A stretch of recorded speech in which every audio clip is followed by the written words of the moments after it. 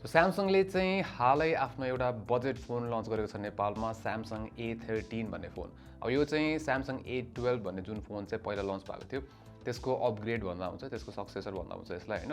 र यसको price start हुन्छ 21500 रुपैयाँबाट र त्यो चाहिँ यसको 4GB र्याम 64GB स्टोरेज भेरिएन्टको लागि प्राइस हो हैन। त्यसको चाहिँ अर्को भेरिएन्ट पनि आउँछ। अब यो फोन चाहिँ हुन्छ नि एउटा बजेट फोन हो हैन। अब यसको यो प्राइस चाहिँ यसले जस्टिफाई गर्छै गर्दैन, किन भन्दाखेरि A12 बाट A13 आउँदाखेरि चाहिँ प्राइस जम्प भएर आएको छ है। अब यसको जो के फिचर्सहरू छ हैन सबै म तपाईलाई इन डेप्थ भन्नेछु र त्यो प्राइस चाहिँ यसले जस्टिफाई गर्छै गर्दैन त्यो पनि हेर्छौँ। सो फर्स्टमा चाहिँ लेट्स स्टार्ट विथ यसको डिजाइन।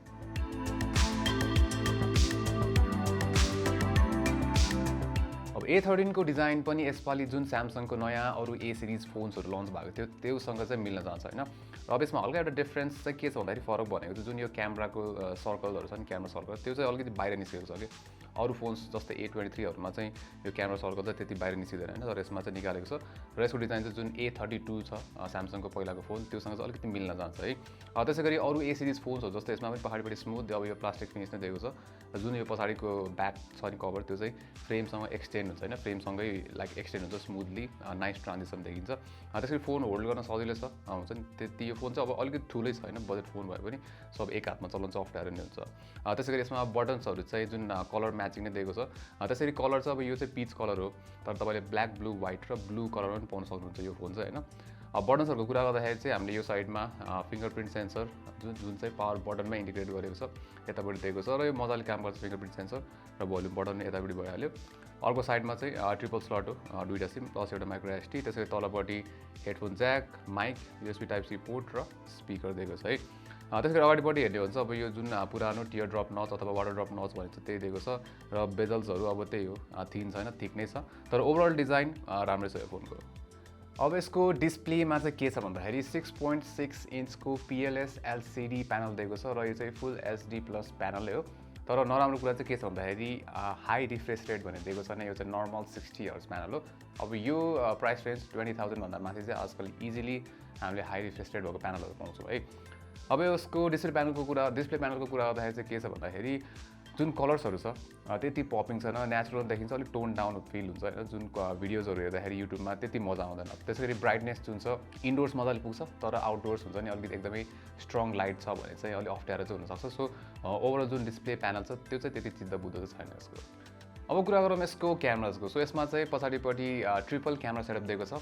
50 मेगापिक्सलको मेन सेन्सर, त्यसैगरी 5 मेगापिक्सलको अल्ट्रा वाइड सेन्सर, 2 मेगापिक्सलको म्याक्रो सेन्सर र 2 मेगापिक्सलको चाहिँ यसमा डेप्थ सेन्सर दिएको छ। मेन क्यामेराबाट चाहिँ यसले राम्रै फोटोजहरू खिच्छ, कलर्सहरू एकदमै राम्रो देखिन्छ यसको हैन। र जुन त्यो स्यामसङको पन्ची कलर देखिन्छ, अलि स्याचुरेटेड त्यो बुस्टेड कलर्सहरू यसमा हामीले पाउँछौँ हैन। डाइनामिक रेन्ज पनि राम्रो छ बजेट फोनको लागि। त्यसैगरी एक्सपोजरहरू ओभरअल जुन फोटोजहरू छ नि यो बजेट फोनको लागि चाहिँ निकै राम्रो छ यसको। अब अल्ट्रा वाइड क्यामेरामा चाहिँ के छ भन्दाखेरि नर्मली जुन बजेट फोन्सहरूको रेन्जको लागि चाहिँ यसको राम्रै छ है। 5 मेगापिक्सल भएको कारणले गर्दाखेरि त्यति सार्प देखिँदैन, फोटोजहरू डिटेल्स त्यति पुग्दैन हैन। प्लस यसमा स्याडोजहरू चाहिँ त्यति राम्रो एक्सपोज गरेको जस्तो देखिन्न, तर जुन यसको डाइनामिक रेन्ज छ त्यसैगरी कलर्सहरू हुन्छ नि ओभरअल हेर्दाखेरि चाहिँ फोटो चाहिँ प्लिजिङै देखिन्छ कि। अब पोर्ट्रेट मोडले नि सरप्राइजिङली राम्रै काम गर्छ है। सब्जेक्ट सेपरेसन राम्रो छ, त्यसैगरी ब्याकग्राउन्ड ब्लर जुन छ त्यो पनि ठिकै देखिन्छ, यो रिजल्ट्सहरू राम्रै छ। तर त्यसै हो यसमा चाहिँ के छ भन्दाखेरि पोर्ट्रेट खिच्दाखेरि जुन अरू फोन्सहरूमा चाहिँ अलिकति हेभी रिटच गरेको जस्तो देखिन्थ्यो स्किनमा, यसमा चाहिँ मैले त्यो पाइनँ, जुन चाहिँ राम्रै कुरा हो। अब त्यसैगरी म्याक्रो फोटोजहरू चाहिँ 2 मेगापिक्सल मात्र भएको कारणले गर्दाखेरि चाहिँ नराम्रो नै आउँछ है। मेन जुन क्यामेरा छ त्यसैबाट खिच्दा चाहिँ राम्रो हुन्छ। त्यसैगरी अगाडिपट्टि चाहिँ हामीले 5 मेगापिक्सलको चाहिँ सेल्फी क्यामेरा पाउँछौँ र सेल्फिजहरू राम्रै छ। अब इन्डोर्स खिच्दाखेरि चाहिँ डिटेल्स अलिक पुग्दैन, नोइजी देखिन्छ हैन लो लाइटमा, तर तपाईँले बाहिर राम्रो लाइटिङमा खिच्नुहुन्छ भने चाहिँ यसको राम्रै छ। स्किन टोन राम्रो देखिन्छ र जुन ओभरअल एक्सपोजर छ त्यो पनि राम्रै छ र कलर्सहरू पनि ब्यालेन्स नै देखिन्छ। अब भिडियोजहरू चाहिँ हामीले यसबाट दुईटै लेन्स अल्ट्रा वाइड र मेन क्यामेराबाट चाहिँ 1080p 30 FPS सम्म चाहिँ खिच्न सक्छौँ। अब यसको भिडियो क्वालिटी चाहिँ के छ भन्दाखेरि जुन मेन क्यामेरा छ त्यसको राम्रै छ, जुन एक्सपोजर राम्रो देखिन्छ हैन, ब्यालेन्स देखिन्छ। त्यसैगरी एक्सपोजरको साथसाथै डाइनामिक रेन्ज पनि यसको राम्रो छ र शार्पनेस पनि ठिकठाकै छ है बजेट फोनको लागि, तर त्यो स्टेबलाइजेसन त्यति राम्रो हुँदैन। अल्ट्रा वाइडको 5 मेगापिक्सल सेन्सर मात्र भए पनि राम्रै छ भिडियो क्वालिटी हैन। त्यो जुन कलर्सहरू छ राम्रो देखिन्छ, एक्सपोजर पनि राम्रो छ र डाइनामिक रेन्ज पनि राम्रो छ। शार्पनेस चाहिँ अलिक नपुगे जस्तो फिल हुन्छ, तर ओभरअल बजेट फोनको लागि चाहिँ यसको भिडियोजहरू राम्रो लाग्यो मलाई। अब हार्डवेयर चाहिँ यसमा हामीले स्यामसङको Exynos 850 चिपसेट पाउँछौँ। त्यसैगरी अब यो जुन हामीले टेस्ट गरेको फोन हो त्यसमा चाहिँ 4GB र्याम 64GB स्टोरेज छ भने 128GB भेरिएन्ट पनि यो फोन आउँछ। अब यसको पर्फर्मेन्स चाहिँ के छ भन्दाखेरि स्लो छ, एप चलाउँदाखेरि होस् अथवा हुन्छ नि हामीले फोनको युआई नै चलाउँदाखेरि, नोटिफिकेसन ड्रप डाउन चलाउँदाखेरि, सेटिङ्सभित्र छिर्दाखेरि यताउता नेभिगेट गर्दाखेरि नै फोन चाहिँ ल्यागी फिल छ कि ल्यागी नै छ। त्यसरी क्यामेरा एप त झनै स्लो फिल हुन्छ है। तपाईँले फोटोज खिच्न होस् त्यो जुन सटर स्पिड हुन्छ नि त्यो स्लो छ, त्यसै गरी लेन्स युज गर्दाखेरि पनि त्यो स्लो फिल हुन्छ, एकदमै स्लगेस फिल हुन्छ। यो फोन चाहिँ हुन्छ नि जुन चिपसेट प्लस अप्टिमाइजेसन जुन छ त्यो राम्रो छैन, पर्फर्मेन्स चाहिँ यसको हुन्छ नि अलिकति यसले तपाईँको पेसेन्स लेभल नै टेस्ट गर्छ भनौँ न। अब यो फोन कतिको स्लो छ भनेर चाहिँ हामीले यसको बेन्च मार्कबाट नि पत्ता लगाउन सक्छौँ।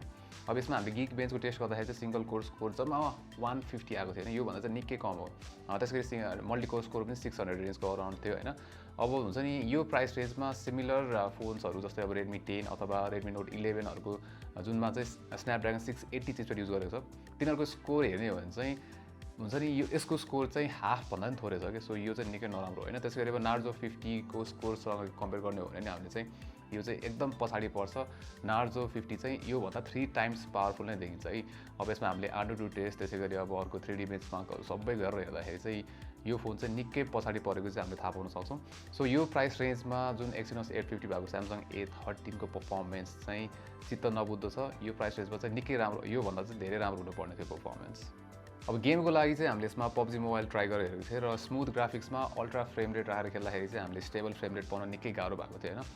फ्रेम रेट एकदम फ्लक्चुएट भइरहेको थियो, स्टटर्सहरू पनि भइरहेको थियो। एभरेजमा चाहिँ 30 FPS दिइरहेको थियो है। त्यस 20 देखि 40सम्म चाहिँ हुन्छ नि त्यो ड्रप भइरहेको थियो कि FPS यताउति भइरहेको थियो। अब तपाईँले यसमा हुन्छ नि एकदमै स्टेबल गेम प्ले चाहिँ पाउनुहुन्न, तर क्याजुअल गेम प्लेको लागि चाहिँ जस यसले चलाउन चाहिँ सक्छ त्यो गेम। अब ब्याट्री चाहिँ यसमा 5000 mAh को ब्याट्री दिएको छ र तपाईँले एभरेज मात्र युज गर्नुहुन्छ भने चाहिँ 8 घन्टाको स्क्रिन अन टाइम मजाले पाउन सक्नुहुन्छ। सो जे होस् भनौँ न एक दिनभन्दा बेसी चाहिँ यसको ब्याट्री ब्याकअप दिन्छ यसले है। अब यसको चार्जिङ चाहिँ त्यति फास्ट छैन, 15 वाट फास्ट चार्जिङ मात्र हो यसमा होइन। अब त्यसलाई फास्ट नभन्दा पनि हुन्छ र फुल चार्ज गर्ने हो भने चाहिँ 2.5 घन्टा जस्तो चाहिँ हुन्छ, 2 घन्टाभन्दा बेसी चाहिँ लाग्छ है। त्यसै गरी यसमा ओएसको कुरा गर्दाखेरि चाहिँ Android 12 आउँछ आउट अफ द बक्स र One UI कोर भर्जन हो 4.1 होइन, जुन चाहिँ हामीले M13 मा पनि देखेको छौँ।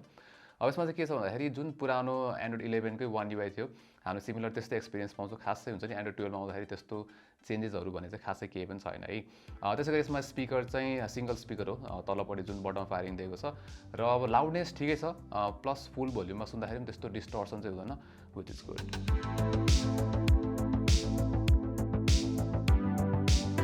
सो स्यामसङको A13 यो फोन किन्ने कि नकिन्ने त अब यो प्राइसमा चाहिँ यो फोनलाई रेकमेन्ड गर्न गाह्रै छ। किन भन्दाखेरि अब फर्स्ट कुरा चाहिँ के छ भन्दाखेरि यसको जुन क्यामेराजहरू छ है अगाडिको र पछाडिको राम्रो छ, यो बजेट फोनको लागि राम्रो क्यामेराजहरू दिएको छ, ब्याट्री लाइफ राम्रो छ र डिजाइन पनि यो प्राइस रेन्जमा यसको राम्रै छ। डिस्प्ले ठिकठाक मात्र छ होइन। अब यसको नराम्रो कुराहरू चाहिँ के छ भन्दाखेरि यो प्राइसमा हामीले आजकल हाई रिफ्रेस रेट डिस्प्लेहरू पाएका छौँ, प्लस यसको डिस्प्ले क्वालिटी त्यति राम्रो पनि छैन है। अरू कम्पिटिसनहरूको निकै राम्रो डिस्प्ले हामीले चाहिँ पाउँछौँ। त्यसै गरी यसको एकदमै मेजर हुन्छ नि एउटा फ्ल भनेको चाहिँ यसको पर्फर्मेन्स, जुन Exynos 850 चिपसेट छ राम्रो छैन यसको पर्फर्मेन्स है। तपाईँले नर्मल टास्कहरू गर्दा नै यो फोन चाहिँ अल्छी लाग्छ कि फोन चलाउन है। पर्फर्मेन्स निकै नराम्रो छ यसको है।